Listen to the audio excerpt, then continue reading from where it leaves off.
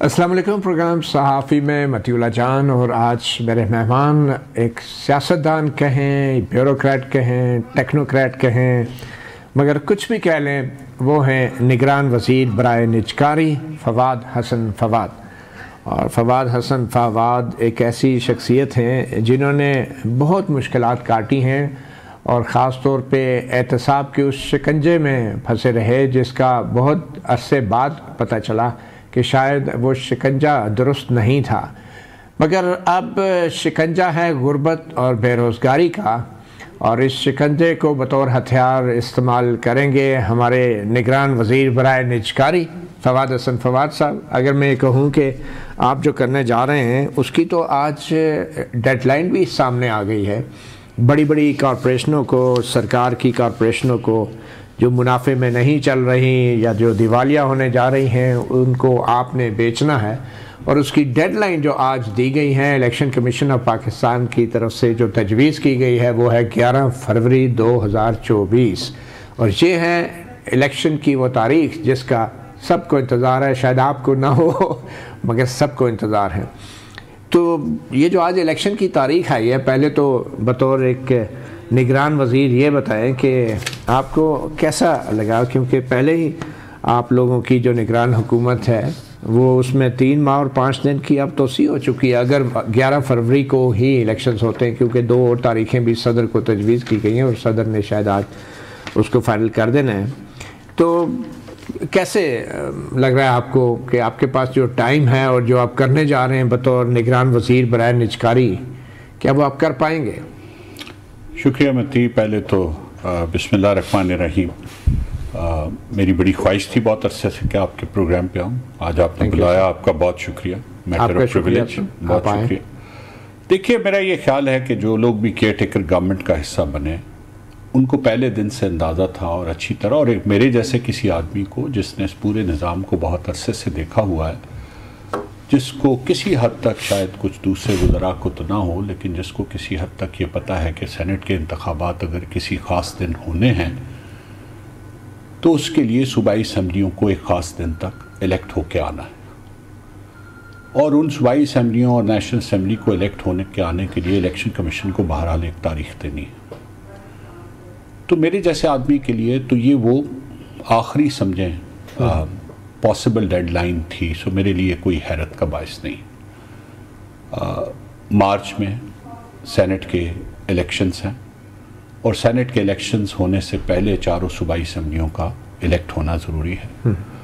और इलेक्शन के बाद जो इलेक्शन कमीशन का तय करदा प्रोसेस है उसमें तकरीबन 15 दिन का वक्त दरकार होता है नताइज की अनाउंसमेंट इलेक्शन के डे से लेके उसकी नोटिफिकेशन तक, और फिर नोटिफिकेशन के बाद एसेट्स की डिक्लेरेशन, उनकी ओथ्स, उनके डिप्टी स्पीकर और स्पीकर का, तो तारीख अंडरस्टैंडेबल है। सो इसमें हैरत का कोई अमर, मगर एक इब्हाम गैर यकीनी ख़त्म हो गई है कि इलेक्शंस होंगे। अच्छा हुआ जी। मैं ये समझता हूँ कि हमारे मुल्क के लिए अच्छा हुआ है, हुकूमत, निगरान हुकूमत के लिए अच्छा हुआ है कि निगरान हुकूमत को किसी लेकिन इलेक्शन से पहले बतौर वज़ीर, निगरान वज़ीर निजकारी जो आप करने जा रहे हैं वो कितने हज़ार ख़ानदानों के लिए अच्छा होगा, और ये क्यों ज़रूरी है?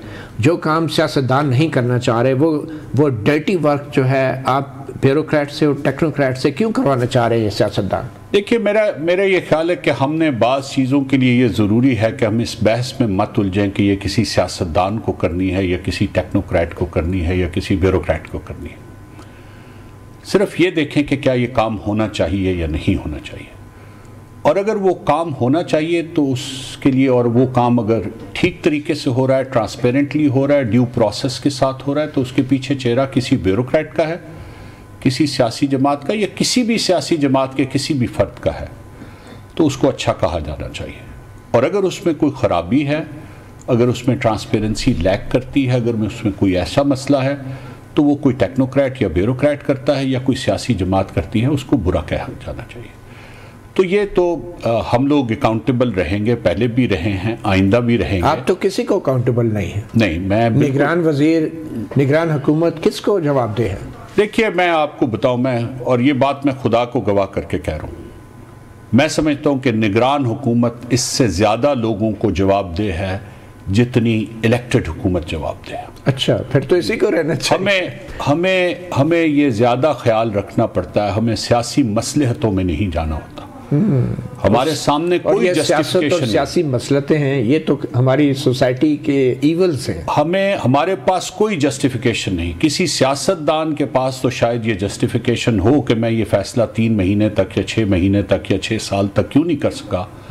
मेरे पास कोई जस्टिफिकेशन नहीं होगी कि मैं ये फैसला जो इस मुल्क के मुफाद में था, जिससे इस मुल्क के अवाम की जेब में जो रुपए की कीमत जो रोज़ बरोज़ कम होती जा रही है, मैं समझता हूँ घुलती जा रही है, मिटती जा रही है, उसको अगर मैं रोक सकता था तो मैंने किसी मसलहत के तहत उसको क्यों रोका। सो मैं तो समझता हूँ कि मेरे पास तो कोई जस्टिफिकेशन नहीं है, सियासतदानों के पास कई जस्टिफिकेशन। तो आप जवाबदेह नहीं है ना, आप मैं जवाबदेह, आप अवाम को जवाबदेह नहीं है। मैं अवाम को उनसे ज़्यादा जवाबदेह हूँ।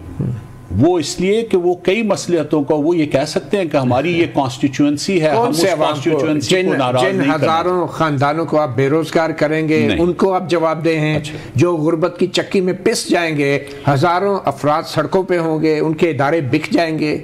मती साहब, पहली तो बात आप जवाबदेह होंगे। अब इस पे आप मेरी ये आपका व्यू है, आपको अपना व्यू रखने का पूरा हक हासिल है। पूछ रहा हूं कौन से लोगों को जवाबदेह होंगे। मैं एक फर्द को जो इस मुल्क का शहरी है जवाबदेह हूँ। मैं उन लोगों को भी जवाबदेह हूँ जो उन अदारों में हैं जिनको मैं प्राइवेटाइज करने की कोशिश कर रहा हूँ, और मैं उनको भी जवाबदेह हूँ जो उन अदारों में नहीं हैं लेकिन पिछली कई दहाइयों से उन इदारों की नाकामियों का, उन इदारों में होने वाली गलत फैसलों का बोझ उठा रहे हैं और जिनकी आमदनी की कीमत और कदर रोज बरोज कम हो रही है। जिन गलत फैसलों के आप हिस्सा रहे, जिन गलत फैसलों की फाइलें आप तैयार करते रहे और शहबाज शरीफ उन पे दस्तखत करते रहे, नवाज शरीफ दस्तखत करते रहे, आज आप उन सियासतदानों को कह रहे हैं वो कम जवाबदेह हैं और आप ज्यादा। मैं एक ही जवाब इसका हमेशा देता हूँ, सरकारी अफसर का रिकॉर्ड फाइल्स होती है, और मैंने कई मरतबा ये यूनिलैटरल ऑफर किया है कि इस मुल्क के निज़ाम में शायद ये तो कुव्वत नहीं है कि वो पूरी ब्यूरोक्रेसी के या हमारे पिछले 75 सालों के निज़ाम का हिसाब ले सके, लेकिन मैं यूनिलैटरली अपने आप को इससे पहले भी ऑफ़र कर चुका हूँ कि मैंने पाकिस्तान की जिस भी ओहदे पे जहाँ भी काम किया है, पाकिस्तान की कोई भी अदालत चाहती है उसमें जिस फाइल पे मैंने जो फैसला किया है, जिस प्राइम मिनिस्टर, जिस चीफ मिनिस्टर के लिए जो ब्रीफ लिखा है, जिस मीटिंग में जो बात कही है, उस सब का हिसाब मुझसे ले। मैं एक चीज़ के लिए जवाब दूँ। ये जितनी ऑर्गेनाइजेशन को आज मैं निजकारी की जिम्मेदारी लेके बैठा हूँ, उन तमाम लोगों में से बेशुमार लोग अभी मौजूद हैं। उनसे पूछ लीजिए मैं उस वक्त क्या कहता था कि PIA का क्या किया जाना चाहिए। उनसे पूछ लीजिए मैं उस वक्त क्या कहता था कि स्टील मिल का क्या किया जाना चाहिए। उनसे पूछ लीजिए कि मैं क्या कहता था कि स्टेट ओन्ड एंटरप्राइज का ये नुकसान का बोझ हम बर्दाश्त नहीं कर सकते। और आगे से क्या जवाब मिलता था?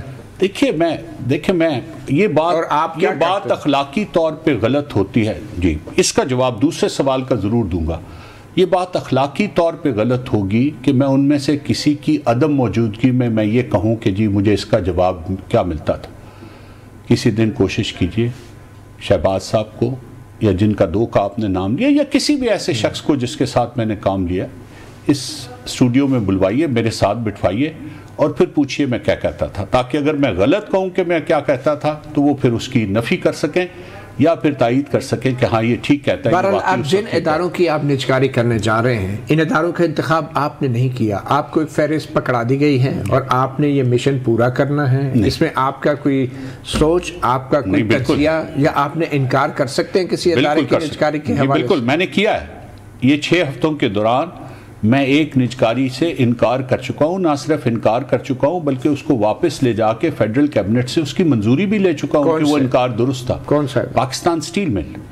जिस दिन मैंने चार्ज संभाला उस दिन पाकिस्तान स्टील मिल पे प्राइवेटाइजेशन का प्रोसेस 4 साल से चल रहा था।